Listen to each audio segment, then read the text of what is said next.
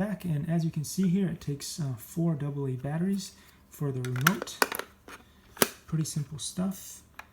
The remote seems pretty flimsy, but about on par with the quality of what you get from the one from Hobby Zone, so not too bad.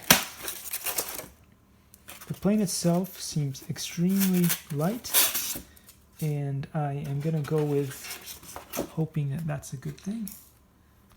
Hopefully it will fly very, very well and be stable in the air. It's nice that the motor is actually very well centered there. I do believe that this only has 1 servo, which should be plenty for the up and down, and 1 servo for the left and right. So a pretty complicated plane, even though it's so small.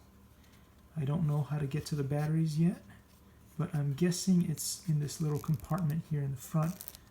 I don't want to break it, so I'll be gentle with it until I do. And I guess you have to throw it in order to fly it. Alright, I'll see you in the next part.